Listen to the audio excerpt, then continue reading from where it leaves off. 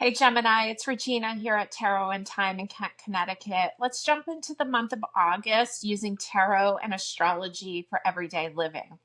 So Gemini, your ruling planet, Mercury, right? Mercury, the messenger. Mercury ruling roadways and pathways and conversations, communication, any form of expression. Also think of it ruling neural pathways in the brain.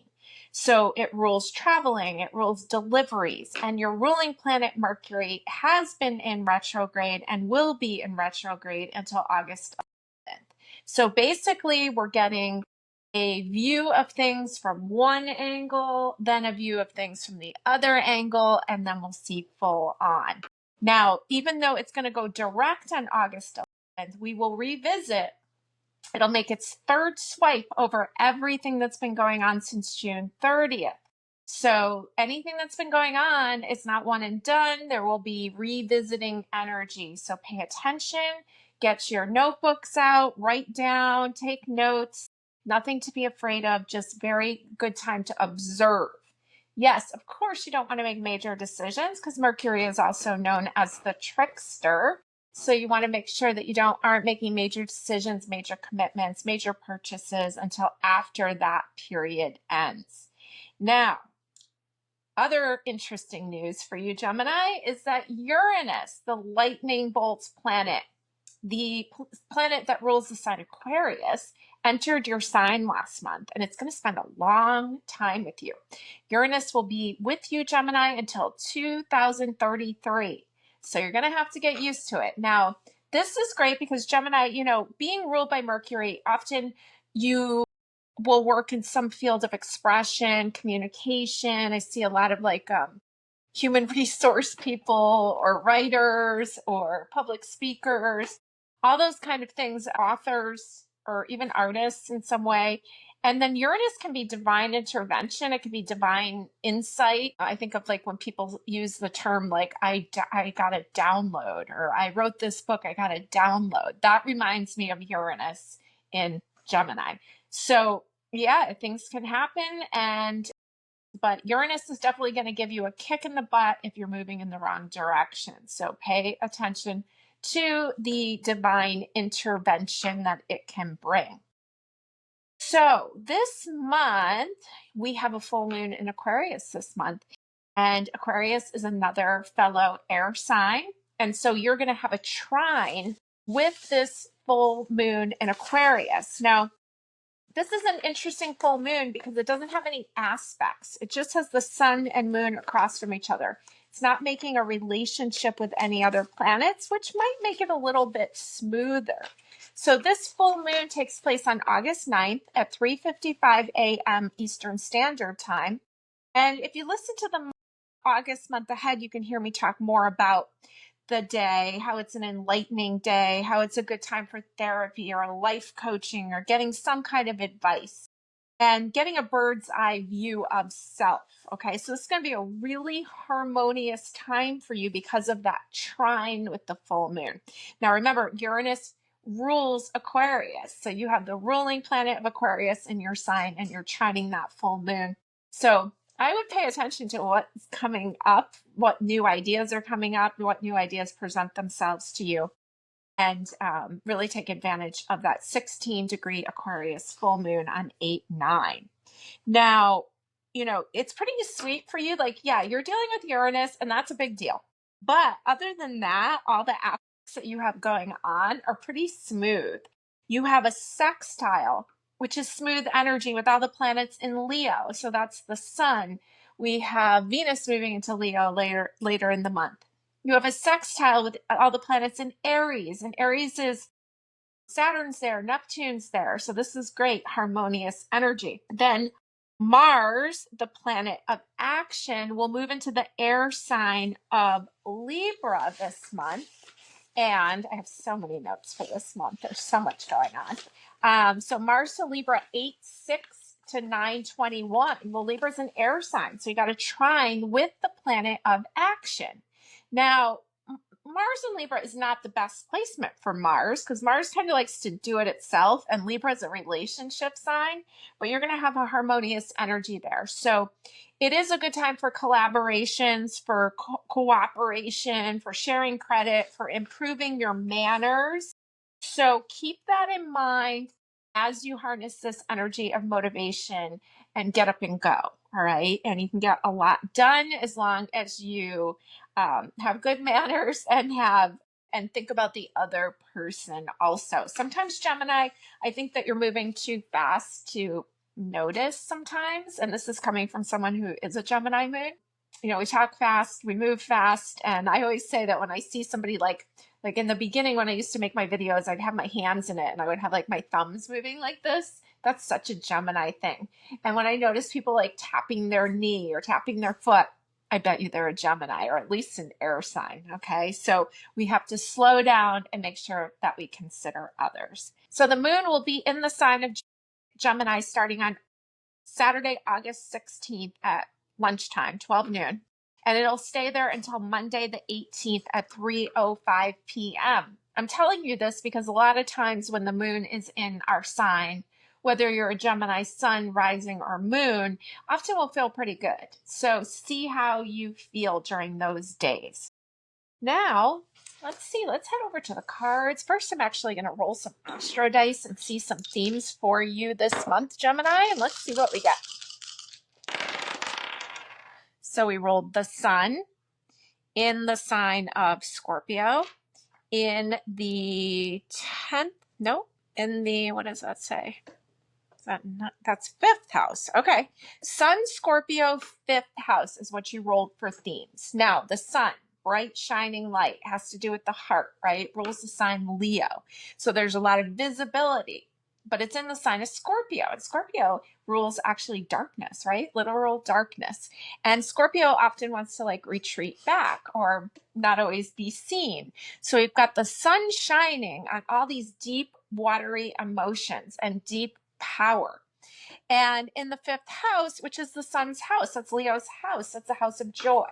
So Scorpio also rules other people's money and it rules sex. So this is kind of fun energy in a lot of ways. I mean, the shadow side of it might be that like your stuff will be seen, like you're visible, but you're also in a position of joy, fun. If you're single, it's dating. There's sensual energy involved, and there's a lot of power involved here. Sun, Scorpio, 5th house. All right, well, let's see what the cards have to say. So I'm working with a few different decks here. This is the Cozy Witch Tarot. I haven't looked at any of these cards yet. I've got one here from the Witch's Tarot of the Witch's Garden, Sasha Graham's newer deck, which I really enjoy. I've got one from the Touchstone Tarot. I keep saying that wrong. I'm going to give you an oracle from the Wild Whiskers. And let's put a couple tea leaf fortune cards out for you. We'll just put 2 of those out for you. Okay, let's see what we've got. This is in general what you need to know here, Gemini. And we're starting off with the Ace of Wands. So it says, don't you see how your passion makes you glow? Well, you rolled a lot of passion, right? And Ace of Wands, something new. It's a white candle, like purity. Don't you see how your passion makes you glow? Kind of like go for it energy. Now, your second card is the 4 of Cups. And so we can see that like, she's hiding out under that little toadstool there. And she's kind of got her focus on the 3 of Cups, which is usually like a party scene or social energy. But this person under here looks like they've, little fairy there. It looks like she's not having the best time anymore. But the cup of satisfaction is being delivered to you up there by the other fairy. So it looks like you got some good times ahead. This kind of references the Ace of Cups to me. Got an ace here. Not bad. Let's see what else we've got here. We've got the 2 of Cups, which is, I think this is better than the Lovers card when we're talking about relationships. This is a harmonious relationship. And we see, there's flowers being given. There's 2 cups here. It looks like there is a very reciprocal relationship going on here. Not bad there, Gemini. See what your oracle says. It says wondrous whale, introspection, depth, transcendence. It's very hard to see these cards. They're written very tiny. Ancient song and soul of the sea, awaken the cosmic awareness within. All right, so there's depth. We rolled Scorpio. And ancient song and soul of the sea, awaken the cosmic awareness within. All right. Well, it definitely seems like maybe you've been kind of hiding out, maybe, or like maybe you've been upset about some things with like friends, or maybe you haven't been finding the right relationships, but it looks like they're coming in and that you're really stepping into those deep waters of emotion. See what your tea leaf cards are. You've got bowl. It says plenty of material things. So you got a bowl full of fruit. And caterpillar. Things will not always be this way. A change is coming. Okay. Well, I would enjoy it while it's here because it doesn't look like there's any lack. I mean, you rolled Scorpio that rules other people's money. It says plenty of material things. Things will not always be this way. Change is coming. Okay, we know there's going to be change. You've got Uranus in your sign. Of course, things are going to be changing. But Uranus also is associated with friends. And I think you're going to have more people coming into your life, and the right people is what I'm getting from this. Okay. So this is your little overview reading. Let's go into more specifics. Let's pull a pile for work. What's going on in your career, your everyday pursuits. Let's see what you need to know in regards to that. Let's push these back a little bit so you can see all these cards. All right, so we're going to do career. We're also going to do some about love. And so let's see here. This is the career pile. This one's flipping over. Let's put one more in the career pile. And then we're going to make a pile for love. Now, you already got the Two of Cups, which makes me very happy. But let's see. We'll make another little pile here for your love life. So let's see here, Gemini. Okay, so we'll start with career. Your first card is the Magician. I think of Magician first off as Scorpio, but it's actually a Gemini card too. I hear a lot of people say it's Gemini. So it says you have everything you need to do anything you want. Okay, he's got all, or she's got a tray full of goodies. At first I thought she was a painter. Can't really see what the heart says on her pin, but she has everything she needs to create what she wants. Okay. We already see that you have plenty of resources. The right people are starting to come in. The Magician, to me, that's Scorpio, like I said, but also Gemini. So it's you also. Here is the Ace of Cups. That's the cup of satisfaction. It was being referenced up here. And now you got the actual Ace of Cups. And it looks like there's a dove flying out of that cup. So there's peace. Interesting. There's a bird on her shoulder here too. 2 ones in the house of career. Now it kind of feels like it would be more your love life, but to me, anything can happen right now. Anything's possible. You're the alchemist when it comes to your work. Something very gratifying with the Ace of Cups here. And then you've got the King of Wands, who would be a fire king. A king of passion and drive. My attention goes to the lions on the side of him. This is like Leo energy.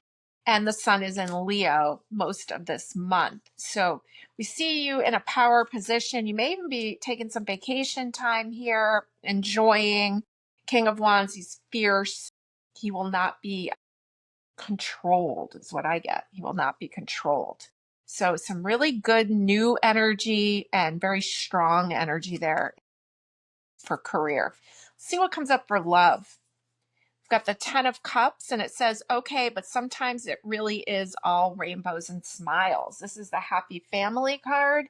So, and 10 in numerology would be called a 1. So in some ways, this is almost like the Ace of Cups again. The Page of Cups, so we've got some young energy here. I often think of Page of Cups very similar to the Ace of Cups. and the star. So this is Aquarian energy. We know we have the Aquarius full moon this month. We know it's trining you.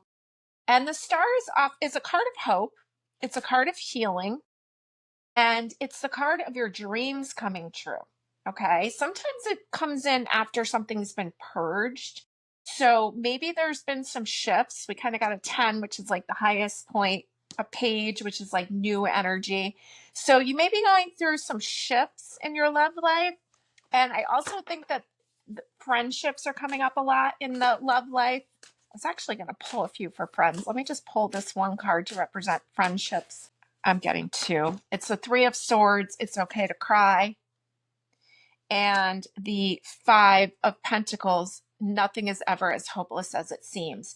Yeah, I was kind of getting the vibes that you were having some friendship trouble, but it's showing me that there's some kind of purge going on and that, yeah, there was some pain there, but it's kind of clearing up. Let's pull one of these tea leaves. Any advice regarding the friend situation? And it's a dog barking, advice from a friend. Okay. So let me pull one more. Lightning, control your anger or you will be sorry. Oh, interesting. The lightning bolt is Aquarius. You have Aquarius in your sign. I kind of get the vibe that you've got some advice from a friend. Maybe you asked a friend for advice and you didn't really like the answers. It kind of feels like with the Three of Swords there, like you went to a friend for advice and then it didn't really feel good or you didn't like what they said or it caused a division for you. But it's saying nothing is as hopeless as it seems. There's a sign here pointing towards a safe haven. So I do think that you have to move through whatever anger that came up with that friend and move through it. That lightning bolts. Let's just get one more piece of advice here for the friendships. And it's the wealth card. Okay. So there may have been something of value there that was said, but maybe it didn't go over well for you. But I think that you will work through this. Okay. So a lot here. It looks like a lot of passionate energy. It looks like, I don't know, kind of got the vibe like you were feeling like a little bit removed, but now things are starting to pick up. Things are changing. There's no lack here. And there's a lot of good things like newness in the workplace. There's a lot of like passionate energy. Maybe you have this is a good place to focus right now as this whole thing with the friends clears up. And your love life seems like it's shifting also. Okay. So let me just pull one more card. Is there anything else that I need to tell Gemini here today? All right. These are just like jumping. So there are two. We'll go with them both. The first one is the Six of Swords, and it says all aboard, which it's time to write a new chapter. And she's got her bags packed and she's going to get on that boat. Okay, so there's forward movement, Six of Swords. And the Emperor. Being the authority of your own life comes with a lot of responsibility. I do think that you are something here with work, that you're taking control, that you're going to be your own boss.